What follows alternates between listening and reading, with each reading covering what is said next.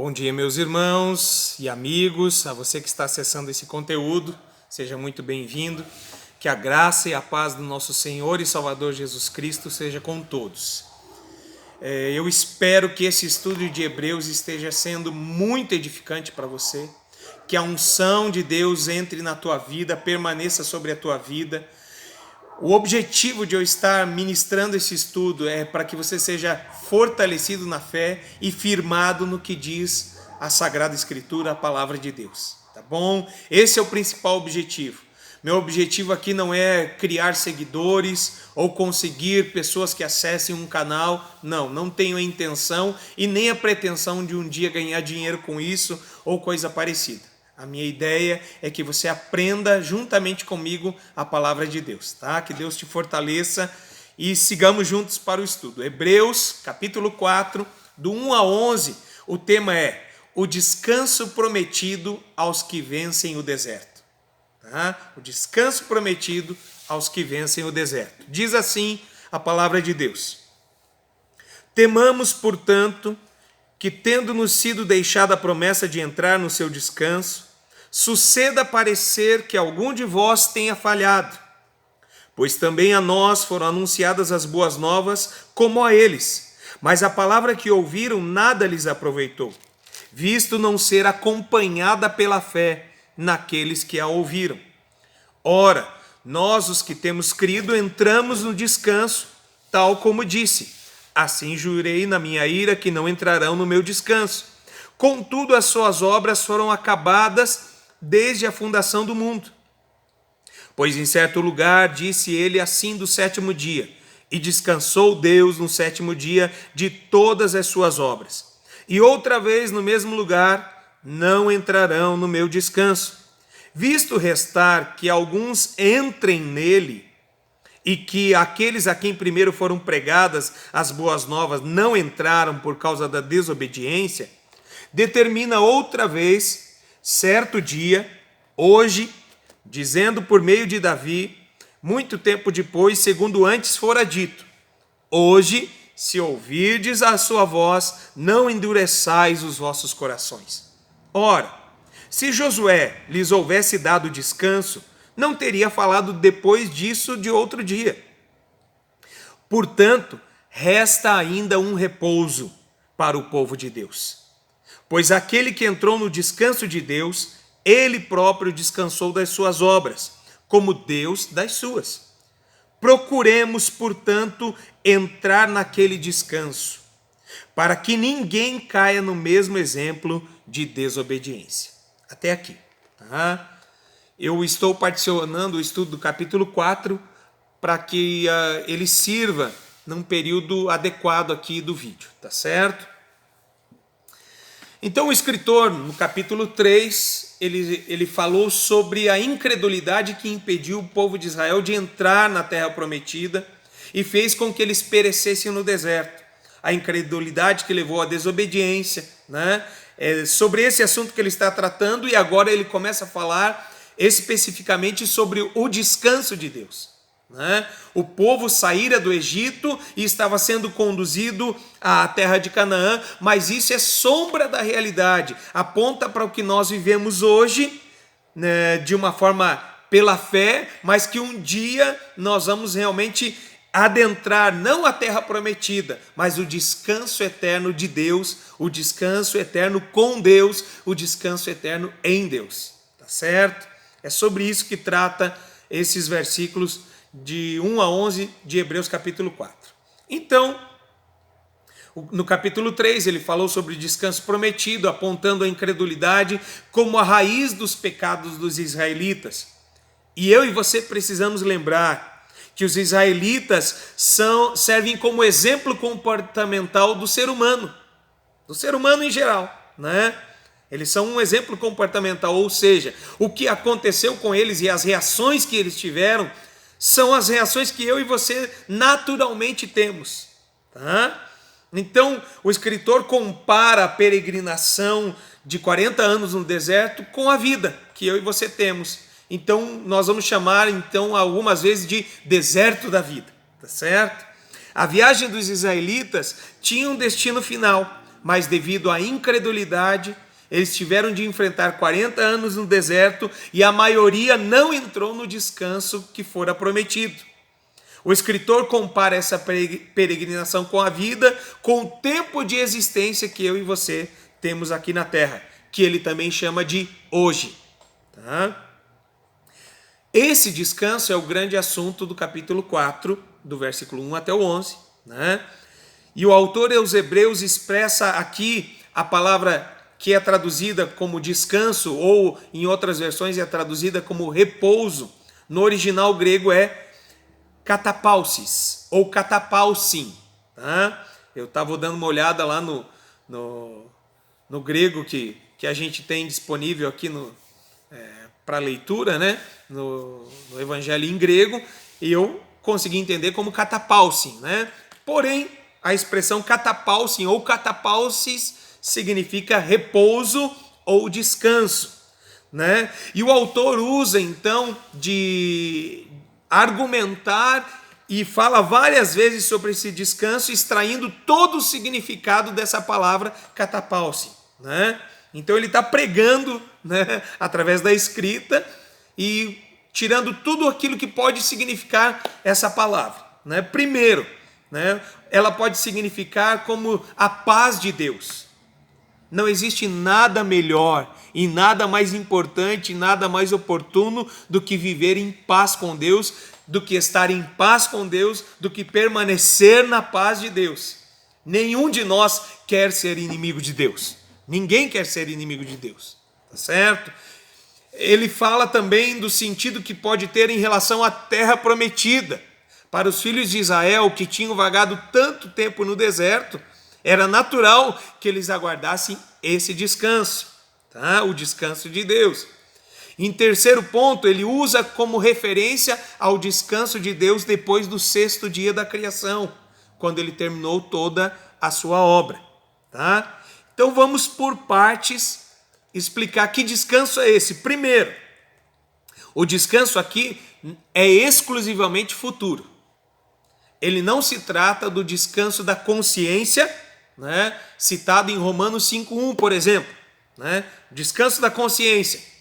Romanos 5:1. Tendo sido justificados pela fé, temos paz com Deus, por Jesus Cristo nosso Senhor. Também não é o descanso do coração ou o descanso da alma que Jesus prometeu em Mateus 11, versículo 29. Tomai sobre vós o meu jugo e aprendei de mim, que sou manso e humilde de coração, e encontrareis descanso para as vossas almas. E também não é um descanso depois de um dia de trabalho, ou de um tempo trabalhando, como Jesus às vezes falava com os discípulos: olha, estamos cansados, vamos descansar um pouco. Né? Não tem a ver com esse tipo de descanso, mas é exclusivamente o descanso eterno, o descanso de Deus. Tá? E o escritor então agora começa a argumentar.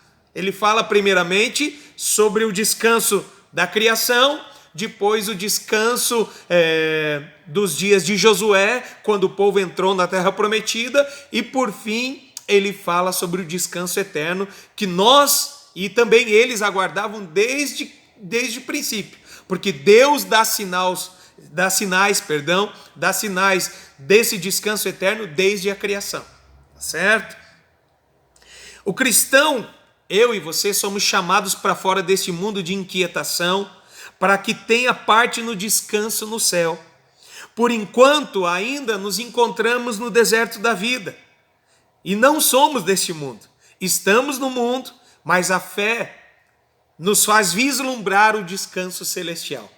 Né? Entramos já no descanso de Deus pela fé, mas vai chegar o dia que estaremos de fato, de direito, num corpo glorioso para sempre e eternamente no descanso celestial. Para onde estamos indo?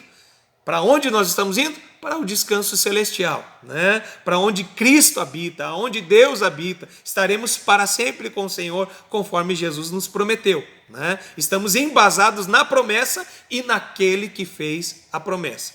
Lembrando também que, como já dissemos em outros vídeos, que a carta aos Hebreus está falando sobre o caráter celestial do cristianismo, do caráter celestial do Evangelho, do caráter celestial do nosso Senhor. né? É disso que trata a carta. Vamos rever então por partes agora. Verso 1 e 2. Temamos, portanto, que tendo-nos sido deixada a promessa de entrar no seu descanso, suceda parecer que algum de vós tenha falhado ou ficado para trás. Porque também a nós foram pregadas as boas novas como a eles. Mas a palavra da pregação nada lhes aproveitou, porque não estava misturada com a fé naqueles que a ouviram. A palavra foi pregada a nós. O escritor, está redigindo a carta destinada aos cristãos da segunda geração, mas ela continua sendo válida até os dias de hoje e continuará sendo válida até a consumação dos séculos. Tá? A palavra vai continuar sendo válida até a consumação dos séculos. Né? Então a palavra foi pregada a nós, como a eles. A eles quem?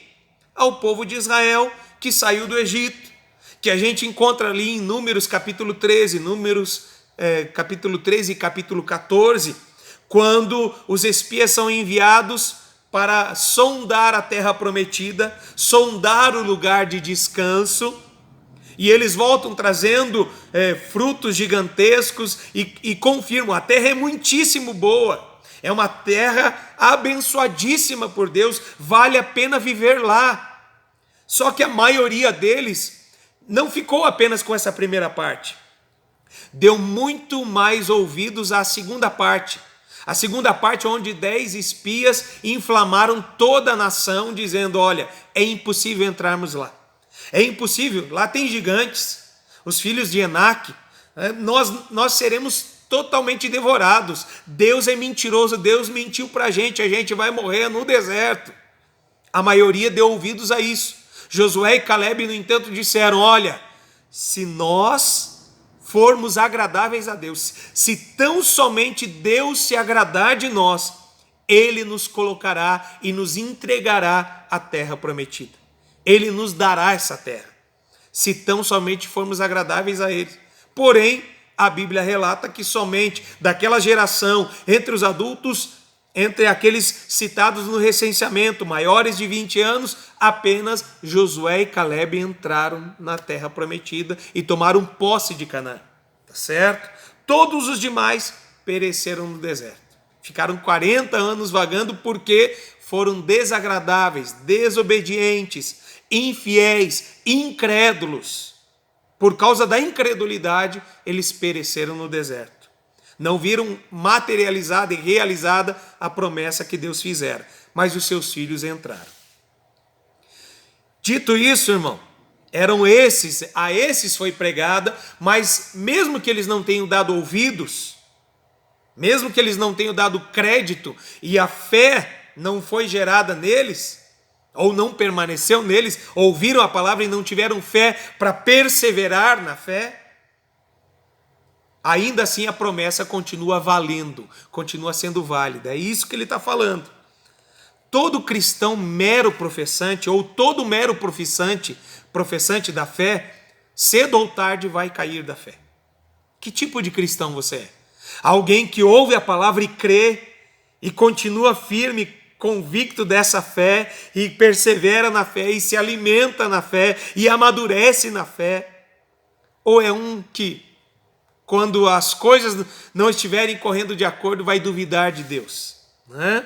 Que tipo de cristão? O mero professante é aquele que desiste do cristianismo, é aquele que desiste do evangelho, é aquele que desiste de Deus e volta às velhas práticas, ou às velhas religiões. Né? É aquele que olha para trás, tá certo? Esse não vai permanecer e certamente vai perecer no deserto. Hebreus 10:38 diz o quê? O meu justo viverá pela fé. E se ele retroceder, a minha alma não tem prazer nele, diz o Senhor. É Deus que está falando. Né?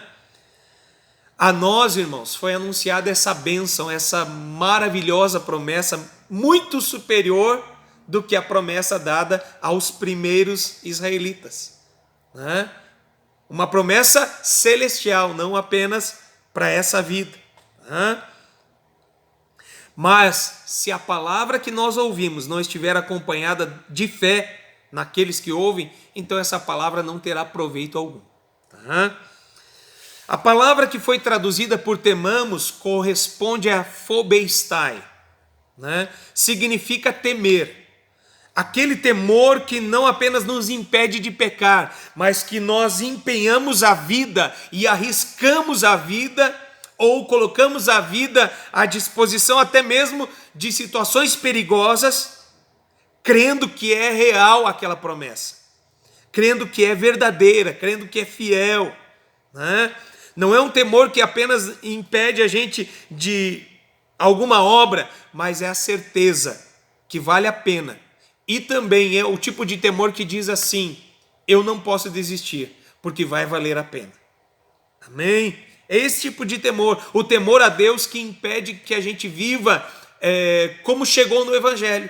Quando chegamos no Evangelho, a gente está cheio de vícios, a gente está cheio de idolatria, a gente está cheio de carrapicho, a gente está cheio de manias, a gente está cheio de pecados que nos rodeiam por fora e por dentro, né? E a palavra de Deus vai nos limpando, o temor de Deus vai nos limpando, vai nos transformando. Sem temor de Deus não existe transformação. Então é importante que a gente tenha esse temor. É esse temor que nos faz perseverar na fé. Tá? Verso 3 e 4. Porque nós, os que temos crido, entramos no descanso, tal como disse: assim jurei na minha ira, que não entrarão no meu descanso. Contudo, as suas obras foram acabadas desde a fundação do mundo. As obras de quem? As obras de Deus. Porque em certo lugar disse assim do sétimo dia, e descansou Deus de todas as suas obras no sétimo dia. O escritor então está argumentando, usando as próprias escrituras e o conhecimento que era comum daqueles que estavam ouvindo a mensagem, né? Deus descansou no sétimo dia, quando completou a obra da criação, né? E aqui então os rabinos defendiam a seguinte tese: olha, observa lá em Gênesis, vê como está escrito lá em Gênesis, no capítulo 1 e 2, tá? Se você quiser, pega lá na tua Bíblia, capítulo 1 e 2, veja comigo o verso 5. O final do verso 5 está escrito assim: e houve tarde e manhã, o primeiro dia. Verso 8. E houve tarde e manhã, o segundo dia. Verso 13. E houve tarde e manhã, o terceiro dia. E assim sucessivamente, até que chega no 31. Viu Deus tudo o que tinha feito, e que era muito bom. E houve tarde e manhã, o sexto dia. Porém, veja como diz sobre o sétimo: assim os céus e a terra e todo o seu exército foram acabados. Havendo Deus acabado no sétimo dia a obra que fizera, descansou nesse dia de toda a obra que tinha feito. E abençoou Deus o sétimo dia e o santificou, porque nele descansou de toda a obra da criação que fizera. Não diz houve tarde e manhã, o sétimo dia. Ou seja, todos os outros dias tiveram uma conclusão, o sétimo dia permanece. Então o argumento que os rabinos faziam na época, que é válido para nós hoje, é que esse descanso é sombra do descanso eterno. É sombra do descanso que está por vir. Assim como Deus descansou das suas obras, né? E aquele descanso não teve fim, assim será quando eu e você entrarmos no descanso de Deus, o descanso eterno. Tá? Ou seja, depois de estar formado o mundo e as obras da criação estarem concluídas, isso levou ao descanso de Deus. Por que isso levou ao descanso de Deus? Porque agora, primeiro, Deus teve sua satisfação completa em tudo que havia feito. Deus ficou completamente satisfeito com aquilo que criou. Segundo, a obra da criação cessou definitivamente. Não havia mais nada que se criar. Certo? Deus entendeu, não preciso criar mais nada. Tá? Então, quando de fato Deus vai descansar? Porque Jesus diz: meu Pai trabalha e eu trabalho. Né? Jesus disse isso. Né? Meu Pai trabalha e eu trabalho. Né? Mas quando de fato virá o descanso de Deus? Eu separei aqui algumas referências. 1 Coríntios, capítulo 15. 1 Coríntios, capítulo 15. Não posso demorar. Só um instantinho. 1 Coríntios, capítulo 15, versículo 24 a seguir. Então virá o fim, quando tiverem entregado o reino a Deus, ao Pai, e quando houver destruído todo domínio e toda autoridade e todo poder. Pois convém que ele reine até que haja posto a todos os inimigos debaixo dos seus pés. Ora, o último inimigo que há de ser destruído é a morte.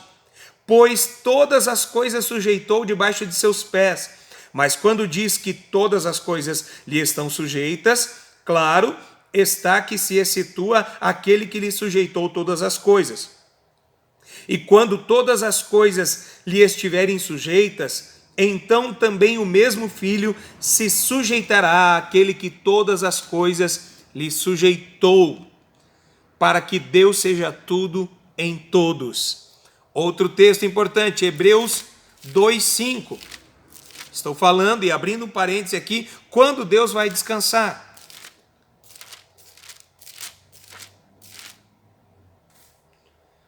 Não foi aos anjos que Deus sujeitou o mundo vindouro, de que falamos. Tá? E Apocalipse 11. Apocalipse 11:5. O sétimo anjo tocou a sua trombeta, e houve no céu grandes vozes que diziam: os reinos do mundo vieram a ser do nosso Senhor e do seu Cristo, e ele reinará para todo sempre.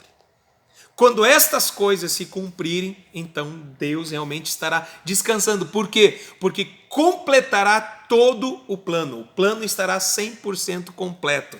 Quando eu e você e todos os que creem no Senhor e Salvador Jesus Cristo, no seu sacrifício vicário, no seu sacrifício expiatório na cruz do Calvário, todos aqueles que creem na obra redentora de Cristo estarão para sempre com o Senhor. Então, o plano estará completo.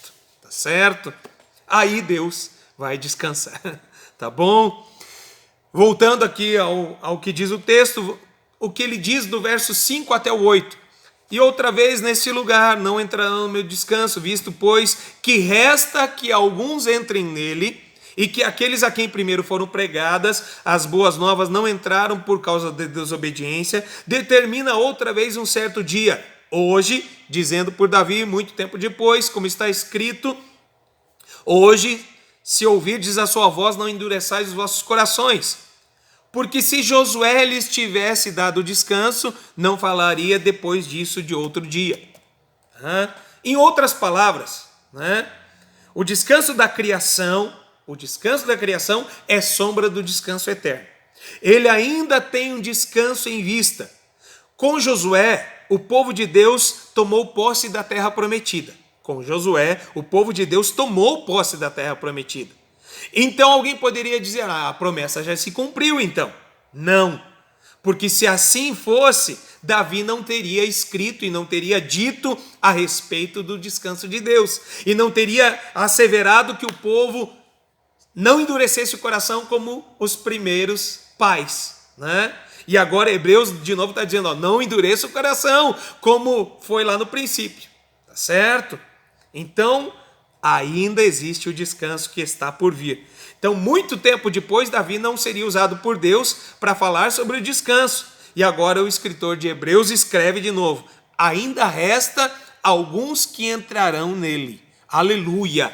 A porta para o descanso eterno está aberta. Jesus é a salvação. Ele ainda convida a todos que queiram sair para fora do mundo, que estão sendo chamados para fora do sistema do maligno, e entrar pela porta que é Jesus. A porta ainda está aberta. Resta alguns que entrarão nele. Eu e você já entramos.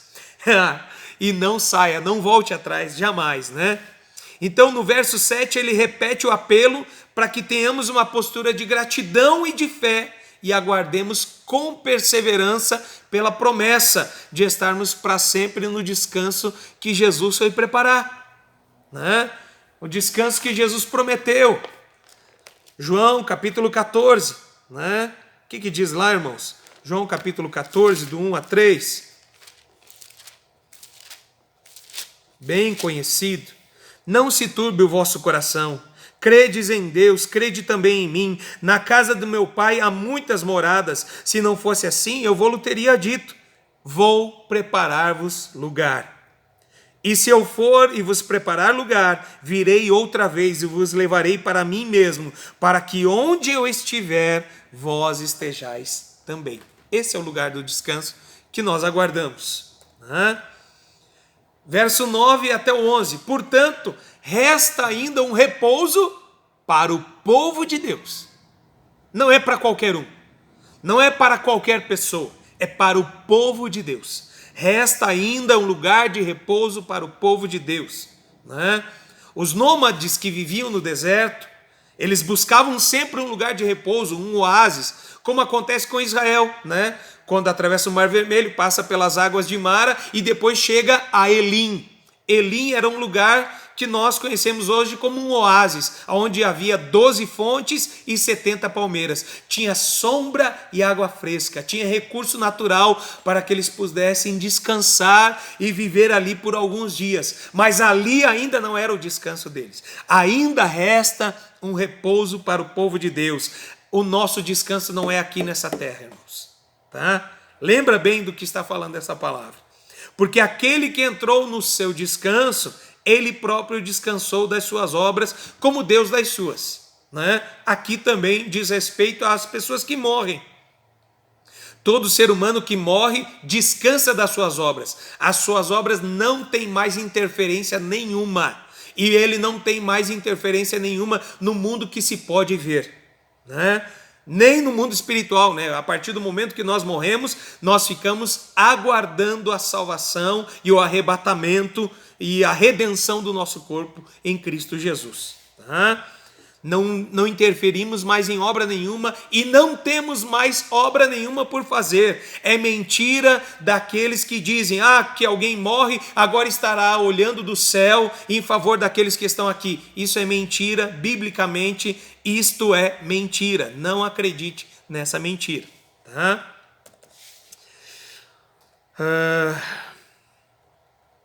Tal qual Deus, que depois de criar todas as coisas descansou das suas obras, nós também vamos descansar.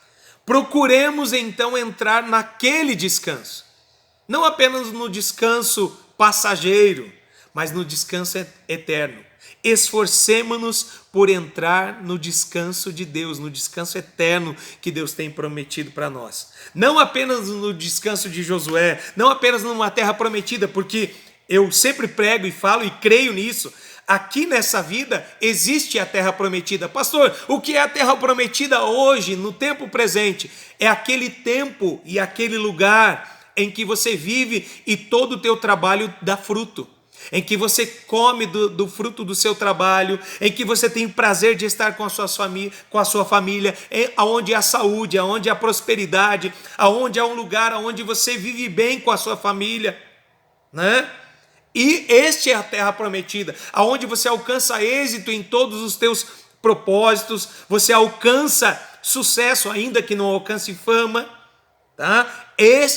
Esta é a terra prometida que nós temos para esse tempo presente. Mas esforcemo-nos para entrar naquele descanso, no descanso eterno, aonde Deus estará para sempre com a gente. Amém? É esse esforço. Já que o descanso é futuro e tão abençoado, nós somos admoestados a trabalhar e nos esforçar para entrar nesse descanso. E eu quero concluir esse estudo com algumas promessas da palavra de Deus, com algumas exortações e promessas da palavra de Deus. 1 Coríntios 15, 58. Portanto, meus amados irmãos, mantenham-se firmes e que nada os abale. Sejam sempre dedicados à obra do Senhor. Seja sempre dedicado à obra do Senhor. Esforce-se. Enquanto você está no deserto, continue firme e esforce-se na obra do Senhor. Pois vocês sabem que, no Senhor, o trabalho de vocês não será inútil. Vale a pena continuar trabalhando para Deus, até que chegue o tempo do descanso. Hebreus 10, do 36 a 39. Vocês precisam perseverar, de modo que quando tiverem feito a vontade de Deus, recebam o que Ele prometeu, pois em breve, muito em breve, aquele que há de vir, virá, e não demorará. Mas o meu justo viverá pela fé, e se retroceder, eu não me agradarei dele. Nós, porém, somos daqueles que não retrocedem e são destruídos, mas dos que creem e são salvos. E para findar, Lucas 12, 37. Felizes os servos, cujo Senhor os encontrar vigiando quando voltar. Eu lhes afirmo que ele se vestirá para servir e fará que se reclinem à mesa e virá servi-los. Meu Deus, que maravilha! Haverá sim o dia em que nós, que servimos ao Senhor e fomos fiéis até o fim, teremos a honra de sermos servidos pelo próprio Senhor. A Ele a honra, a glória e o louvor. Que Deus abençoe a todos, em nome de Jesus.